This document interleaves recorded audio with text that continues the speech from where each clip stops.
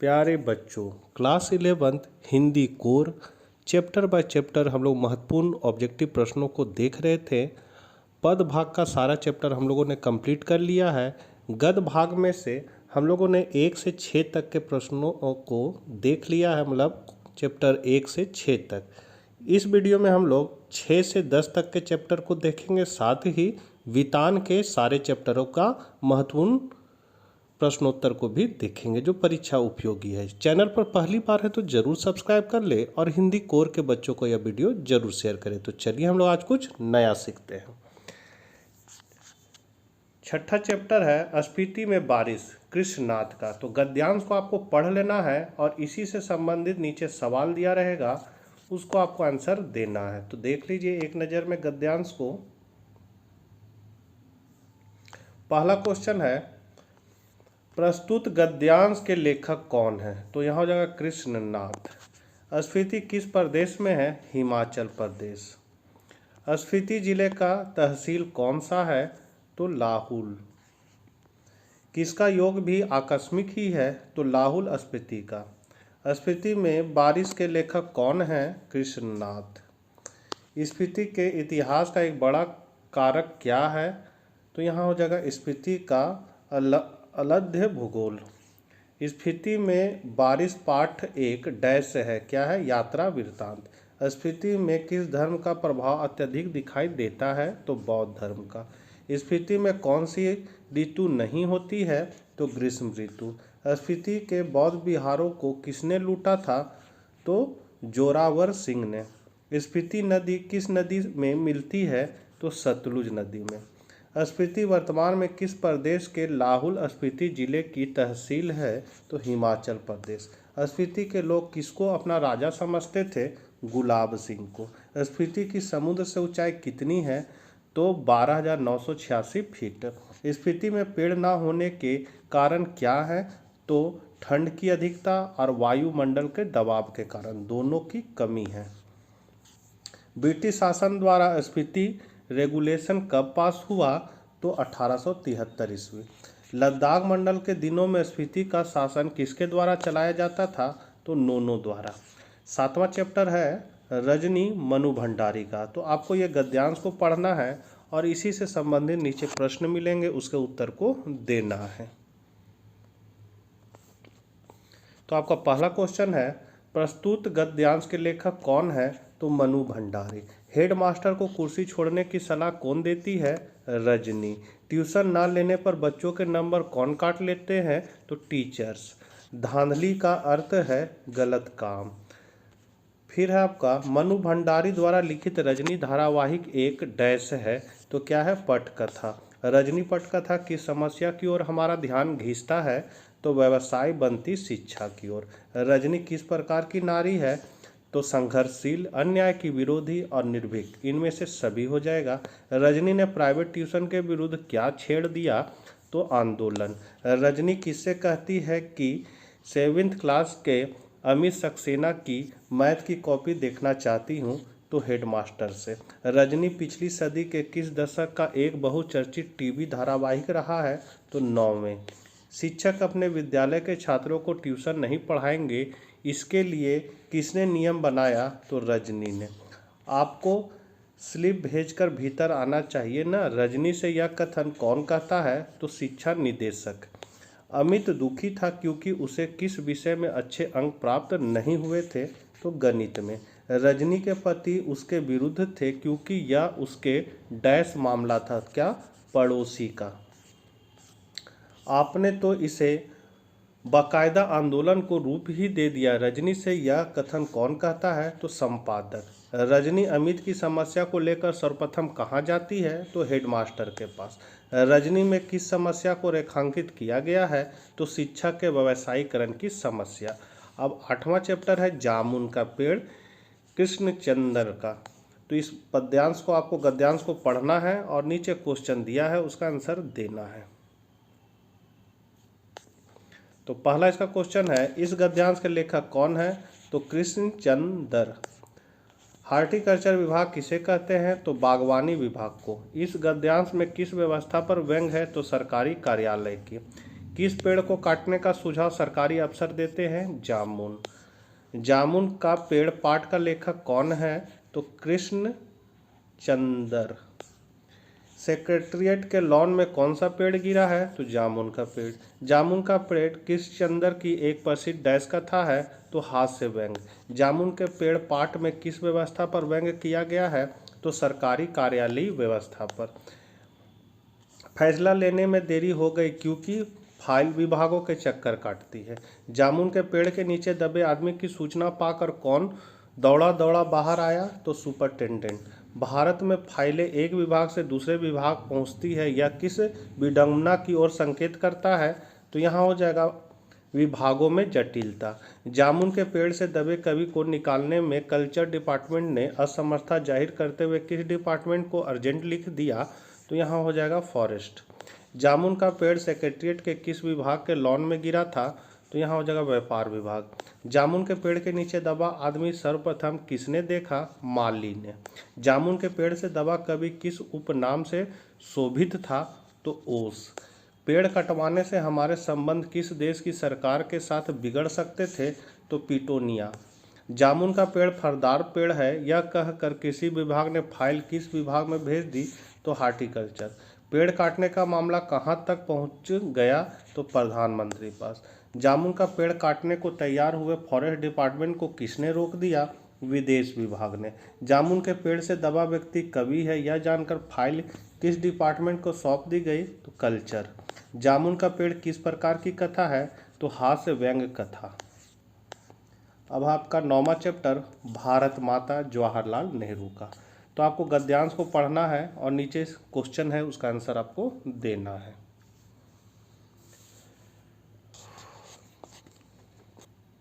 पहला क्वेश्चन है इस गद्यांश के लेखक कौन है? जवाहरलाल नेहरू। भारत मूलतः किस भाषा का शब्द है? संस्कृत। नेहरू जी देश की चर्चा किन लोगों से करते हैं? तो किसानों से। गीजा का क्या अर्थ है? तो खुराक। भारत माता पाठ के लेखक कौन है? जवाहरलाल नेहरू। भारत माता पाठ किस पुस्तक का अंश है? हिंदुस्तान की कहानी। भारत माता पाठ में लेखक ने कहाँ की तब्दीलियों का जिक्र किया है? तो सोवियत यूनियन का। देश भर में किनकी समस्याएं एक जैसी थी? किसानों की। आर्थिक मंदी का दौर किस सन में हुआ? 1930 में। भारत जब स्वतंत्र हुआ उस समय भारत के प्रधानमंत्री कौन थे? तो जवाहरलाल नेहरू। भारत माता पाठ मूलतः किस भाषा में लिखा गया है? अंग्रेजी। भारत माता के लेखक को क्या अजीज है?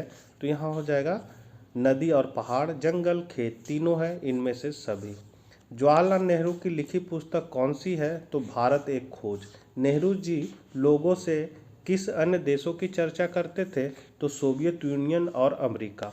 किसानों के सम्मुख नेहरू जी किस प्रकार की समस्याओं की चर्चा करते थे? तो देश की समस्याएं।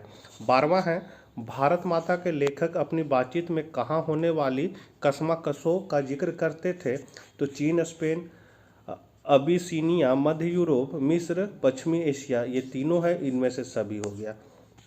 भारत माता पाठ किस कृति का 5वां अध्याय है? तो हिंदुस्तान की कहानी। लेखक का भारत माता की जय से क्या अभिप्राय है? तो यहाँ के लाखों करोड़ लोगों की जय।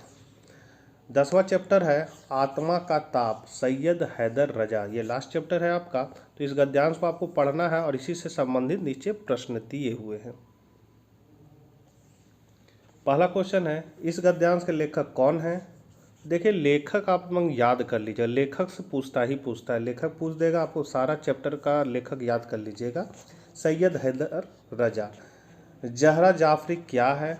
तो समाज सेविका। लेखक अपने कुटुंब के युवकों को क्या संदेश देते हैं? तो मेहनत करने की। चित्रकला व्यवसाय नहीं डैश की पुकार है? तो अंतरात्मा की। आत्मा की ताप का लेखक कौन है? तो सैयद हैदर रजा। आत्मा का ताप किस विधा की रचना है? तो आत्मकथा। रजा की पसंदीदा प्रमुख कलाकार कौन थे? तो आपका हो जाएगा गांव पिकासो। रजा ने अकोला में कौन सी नौकरी की पेशकश अस्वीकार कर दी? तो हो जाएगा ड्राइंग शिक्षक। सैयद हैदर रजा को बॉम्बे आर्ट सोसाइटी का स्वर्ण पदक किस वर्ष मिला? 1948। आत्मा का ताप में लेखक को जे स्कूल में दाखिला क्यों नहीं मिला? तो हो जाएगा देर से पहुंचना। सैयद हैदर रजा ने किस वर्ष अमरावली के गवर्नमेंट नॉर्मल स्कूल से त्यागपत्र दे दिया? तो 1943। सन 1948 में सैयद हैदर रजा कहाँ गए? तो श्रीनगर। आत्मा का ताप पाठ का हिंदी अनुवाद किसने किया है? तो मधु वी जोशी ने। 1946 ईस्वी में कश्मीर के राजा कौन थे? तो गुलाब सिंह। बम्बई में लेखक को किस स्टूडियो में नौकरी मिली? तो block studio. The Times of India के आर्ट डायरेक्टर का क्या नाम था? तो professor Langhammer. Syed Haider Raza के अनुसार चित्रकला क्या है? तो आत्मा की पुकार। आत्मा का ताप मूलतः किस भाषा की रचना है? अंग्रेजी। अब यहाँ से आपका वितान पाठ शुरू होता है। वितान किताब से है, पाठ्य पुस्तक भाग 1 वितान। पहला आपका चैप्टर है भारतीय गायिकाओं में बेजोड़ लता मंगेशकर कुमार गंधर्व का है। तो इसका पहला क्वेश्चन है भारतीय गायिकाओं में बेजोड़ लता मंगेशकर शीर्षक पाठ के रचयिता कौन है? तो आपका है कुमार गंधर्व। लता मंगेशकर किस प्रसिद्ध गायक की सुपुत्री मतलब बेटी थी? तो हो जाएगा दीनानाथ मंगेशकर। किस प्रकार की संगीत शास्त्रीय नियमों से पूर्ण रूप से बंधे होते हैं? तो शास्त्रीय संगीत। लता ने करुण रस के गाने के साथ न्याय नहीं किया, किसका कथन है? तो कुमार गंधर्व का। लता के पहले चित्रपट संगीत में किस गायिका का जमाना था? तो नूरजहां का। जहां गंभीर शास्त्रीय संगीत का स्थायी भाव है, वहीं जलद लय और चपलता चित्रपट संगीत का मुख्य गुण धर्म है। जहां जलदल लय से तात्पर्य है, तो यहाँ हो जाएगा द्रुत लय। जिस गायन को कुछ निर्धारित नियमों के अंतर्गत गाया बजाया जाता है उसे कहते हैं, तो उसको कहते हैं शास्त्रीय गायिका।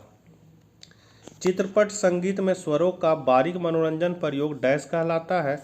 तो लोच। चित्रपट संगीत गाने वाले को शास्त्रीय संगीत की उत्तम जानकारी होना आवश्यक है, यह किसने कहा था? तो कुमार गंधर्व ने। कुमार गंधर्व ने किसे चित्रपट संगीत के क्षेत्र में अनभिषिक्त सामग्री माना है? तो यहाँ हो जाएगा आपका लता मंगेशकर को। लता मंगेशकर से पहले किस विख्यात गायिका का चित्रपट संगीत में अपना जमाना था? तो नूरजहां। लता मंगेशकर के गीत के किन्हीं दो शब्दों का अंतर करके द्वारा बड़ी सुंदर रीति से भरा रहता है, तो वहाँ स्वरों का आलाप। लता मंगेशकर का प्रसिद्ध चित्रपट गायन सर्वप्रथम किस पर था? तो बरसात। भारतीय चित्रपट संगीत के क्षेत्र में स्वर कोकिला के नाम से विख्यात गायिका कौन है? तो यहाँ लता मंगेशकर। लता मंगेशकर के गाने में उच्चारण की क्या विशेषता है? तो नादमय उच्चारण। मुग्ध श्रृंगार की अभिव्यक्ति करने वाले किस लय के गाने लता मंगेशकर ने बड़ी उत्कृष्टता से गाए हैं? तो हो जाएगा मलय लय और दुप्त लय, मतलब चौथा हो जाएगा, दूसरा और तीसरा दोनों। तार त्रिताल कितनी मात्राओं का होता है? तो 16। ध्वनि मुद्रिका का क्या अर्थ है? तो स्वर लिपि। लेखक कुमार गंधर्व मूलतः क्या है? तो गायक। भारतीय गायिकाओं में बेजोड़ लता मंगेशकर पाठ के लेखक रेडियो पर किस गायिका के गाने सुन रहे थे? लता मंगेशकर। कुमार गंधर्व के अनुसार लता मंगेशकर के संगीत की लोकप्रियता का क्या कारण है? तो यहाँ हो जाएगा आपका गानपन। अब आपका दूसरा चैप्टर है वितान से राजस्थान की रजत बूंदे अनुपम मिश्र का। राजस्थान में कुई बनाने वाले को किस नाम से पुकारते हैं? तो हो जाएगा चेलवांजी। राजस्थान की रजत बूंदे लेखक के अनुसार धरातल से नीचे उतराव पर पाताल में न मिल पाने वाला पानी कहलाता है? तो रेजानी पानी। कुएं को रस्से से बांधने की क्रिया को क्या कहते हैं? तो चिनाई। राजस्थान में वर्षा की मात्रा नापने में इंच या सेंटीमीटर के स्थान पर किस शब्द का प्रयोग होता है? तो रेजा। कुएं खोदने वाले को किस प्रथा के अंतर्गत वर्ष भर सम्मानित किया जाता है? तो आँच प्रथा। गहरी कुएं से पानी खींचने की सुविधा के लिए डैश का उपयोग किया जाता है? तो किसका? घिरनी का। राजस्थान के गांव की कुइयों से किस समय पानी निकाला जाता है? तो गोधूली बेला में। मरुभूमि में समाज के लिए उपलब्ध पानी को 3 रूपों में बांटा गया है, जिसका पहला रूप है तो पालर पानी। अलग अलग जगहों पर खड़िया पट्टी के अलग अलग नामों में से एक है, तो यहाँ हो जाएगा चारोली। राजस्थान की रजत बूंदे पाठ में किस समस्या की ओर संकेत किया गया है, तो पानी की समस्या। लेखक अनूप मिश्र किन आंदोलनों से घनिष्ठ रूप से जुड़े रहे हैं, तो पर्यावरण संबंधी। कुएं का मुंह छोटा क्यों रखा जाता है, तो कुएं को साफ रखने के लिए। राजस्थान की रजत बूंदे लेखक के अनुसार सीधे बरसात से मिलने वाली पानी क्या कहलाता है, तो पालर पानी। राजस्थान की रजत बूंदे लेखक के अनुसार जो भूजल कुओं से निकाला जाता है उसे क्या कहते हैं, तो पाताल पानी। राजस्थान में कुएं खोदने वाले को वर्ष वर्ष सम्मानित करने की प्रथा है, जिसे हम डैश के नाम से जाना जाता है, तो आँच प्रथा। चेजो अर्थात चिनाई का श्रेष्ठतम काम किसका प्राण है, तो कुएं का। मरुभूमि के इलाकों में वर्षा की मात्रा नापने के लिए किस इकाई का प्रयोग होता है, तो रेजा। रेजानी पानी में भीतर की चिनाई किस लकड़ी से जाती है, तो अरनी। जैसलमेर में 200 वर्ष पूर्व पालीवाल ब्राह्मणों और किसके हाथों से कुएं बनी थी, तो हो जाएगा मेघवालों। राजस्थान की रजत बूंदे के रचनाकार हैं अनूप मिश्र। पालर पानी किसे कहते हैं, तो बरसात से मिलने वाला पानी। कुएं की चिनाई करने के लिए किस घास का उपयोग किया जाता है, तो कीप घास। कुएं की चिनाई करने वाले को क्या कहते हैं, तो चेलवांजी। राजस्थान की रजत बूंदे पाठ के रचनाकार हैं अनूप मिश्र। कुएं की खुदाई का काम कौन करता है, तो चेजारो। राजस्थान के रेत की विशेषता क्या है, तो इनमें से सभी। मतलब रेत के कण बहुत बारीक होते हैं, रेत के कण एक दूसरे से चिपकते नहीं हैं, रेत के कण अलग अलग रहते हैं, तो ये सभी है, तो इनमें सभी। चेलवांजी अपने सिर की रक्षा कैसे करते हैं, तो बर्तन की टोप से। आपका तीसरा चैप्टर है आलो अंधारी से बेबी हालदार लेखिका है। तो आलो अंधारी पुस्तक किस भाषा में लिखी गई है, बांग्ला।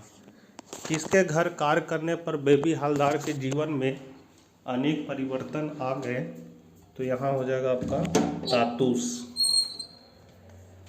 बेबी हालदार को लिखने के लिए किसने प्रोत्साहित किया, तब तातूस ने। आलो अंधारी गद्य किस विद्या की रचना है, आत्मकथा। अभिधान का शाब्दिक अर्थ होता है, तो शब्दकोश। आलो अंधारी शीर्षक पाठ के रचनाकार है बेबी हालदार। शर्मिला दीदी बेबी हालदार को किस भाषा में पत्र लिखा करती थी, तो यहाँ हो जाएगा हिंदी भाषा। आलो अंधारी शीर्षक पाठ का अनुवादक है प्रबोध कुमार। बेबी हालदार को सर्वप्रथम किसने काम दिलाया, तो सुनील ने। बेबी हालदार क्या कार्य करती थी, तो घरेलू नौकरानी का। तातूस के छोटे लड़के का नाम था, तो अर्जुन दा। आलो अंधारी का शाब्दिक अर्थ है अंधेरे का उजाला। तातूस किस रूप में कार्यरत थे, तो शिक्षक के रूप में। आलो अंधारी शीर्षक आत्मकथांश में किसके जीवन संघर्ष का वर्णन है, तो यहाँ होगा बेबी हालदार। तातूस ने बेबी को एक दिन क्या चीज़ दी, तो कॉपी पेन। पति का घर त्यागने के बाद बेबी हालदार को किसकी चिंता सताने लगी, तो काम की तलाश की, 3 बच्चों के पालन पोषण की और मकान के किराए की, तो इनमें से सभी हो जाएगा। बेबी हालदार जिस घर में काम करने लगी वहाँ के सेवानिवृत्त साहब को वह क्या कहकर संबोधित करने लगी, तो तातूस। तातूस का प्रिय अखबार कौन सा था, तो द हिंदू। किसकी प्रेरणा से बेबी हालदार ने लिखना शुरू किया, तातूस। साहब के पूछने पर बेबी हालदार ने किस बंगाली लेखक का नाम लिया, तो सत्तरचंद्र, रविंद्रनाथ ठाकुर, काजी नजरुल इस्लाम, इनमें से सभी हो जाएगा। बेबी हालदार ने सेवानिवृत्त साहब को अपने किताब पढ़ा होने के संदर्भ में बताया 7वीं कक्षा तक। बेबी पार्क में क्या करने जाती थी, तो अपने बच्चों को घुमाने। बेबी हालदार ने पति का घर किस कारण से छोड़ा, तो पति द्वारा प्रताड़ित किए जाने से। पेन और कॉपी ले मैं घर गई और उसी दिन से 2-1 पेज रोज लिखने लगी। यह पंक्ति किस पाठ से ली गई है, तो आलो अंधारी। आलो अंधारी आत्मकथात्मक रचना में किस विषय का उद्घाटन हुआ है, तो यहाँ हो जाएगा घरों में काम करने वाले के जीवन की जटिलताओं का। तो बच्चों, हिंदी कोर का हम लोगों ने सारे चैप्टर सारे किताब को कंप्लीट कर लिया है। यदि आप लोगों ने नहीं देखा है तो प्लेलिस्ट में जाकर हिंदी कोर के सभी वीडियो को आप देख लीजिए, उसी से आपका एग्जाम में टपकेगा क्वेश्चन। तो मिलते हैं नेक्स्ट वीडियो के साथ, तब तक आज्ञा दीजिए, बाय बाय।